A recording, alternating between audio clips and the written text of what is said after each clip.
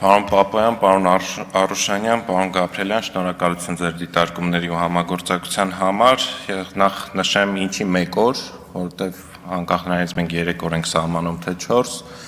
մարդը կարող է 1 օրում մաքսազերծումը անի, մենք ունենք կարողություն օրը 535 մեքենա, եթե գա հասնի մաքսատուն, նույն օրը մաքսազերծել, ավելին նույն կենտրոնում գործում է ներքին գործերի նախարարության հաշվառման քննական բաժինը, այսինքն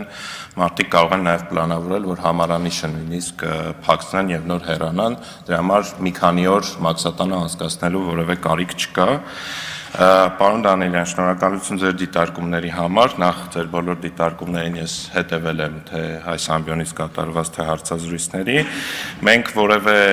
փոփոխություն չենք արել, որով ոլորտին վնաս ենք պատճառել, անցած տարվա օգոստոսի 1-ից ուտիլիզացիոն վճարումների կարգավորում է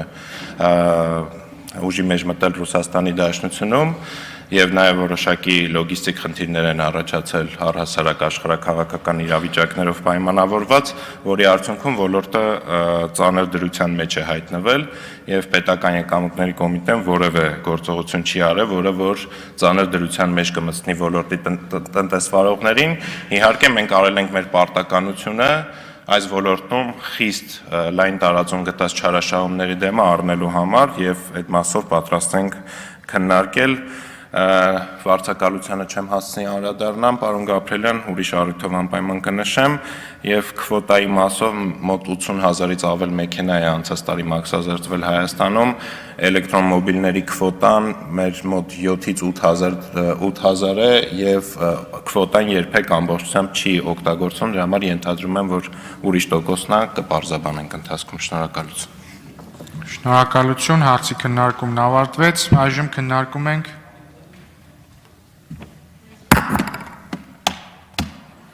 Կառավարության կողմից ներկայացված մաքսային կարգավորման մասին օրենքում լրացումներ կատարելու մասին օրենքի նախագիծը առաջին ընթերցմամբ ընդունելու մասին հարց է։ Հիմնական զեկուցող պետական եկամուտների կոմիտեի նախագահ Ռուստամ Բատասյան, համեցեք։ Շնորհակալություն, հարգելի գործընկերներ, նախագծի հիմնական իմաստը մաքսային հսկողության գոտիներում որևէ գործունեության թույլատրումն է մրցութային կարգով։ Մենք գույքագրել ենք այս տարիների ընթացքում, թե որ մաքսային հսկողության գոտում կլինի դա մաքսակետ, թե այլ մաքսային հսկողության գոտի, ինչ տնտեսվարողներ են գործունեություն իրականացնում եւ ինչ ծառայություններ են մատուցում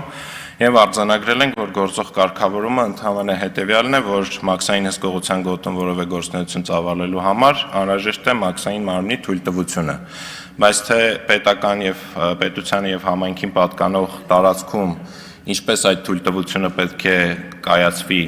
ինչ սկզբունքների հիման վրա կարգավորված չէ եւ մենք ուզում ենք մաքսային կարգավորման մասին օրենքի նախագծով այդ կարգավորումները մտցնել եւ ամրագրել մի սկզբունք, որ պետությանը եւ համայնքին պատկանող տարածքում մաքսային հսկողության գոտում հնարավոր է գործունեություն իրականացնել բացառապես մրցութային կարգով։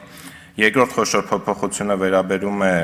անմաքս առևտրի սրահների գործունեությանը, այստեղ եւս մենք արձանագրել ենք բազմաթիվ խնդիրներ, օրինակ պարզ չէ, թե որ մաքսակետում, որ տնտեսվարողը, որ պահից եւ ինչ սկզբունքով է որոշվել, որ հենց այդ ընկերությունը պետք է անմաքս առևտրով զբաղվի եւ հիմա կարգավորում ենք նախավորակավորման հետ կապված հարաբերություններ, որպեսզի բոլոր ընկերությունները լինեն նախավորակավորված եւ նախավորակավորման արդյունքում նաեւ կազմակերպվի մրցույթ պետական եկամուտների կոմիտեի կողմից համապատասխան տարածքներ զբաղեցնելու համար։ Իմաստը ամբողջ նախագծի հետեւյալն է, որ որևէ մաքսային հսկողության գոտում որևէ գործունեության ծավալումը մասնավորի կողմից պետք է իրականացվի մրցութային սկզբունքով։ Շնորհակալություն։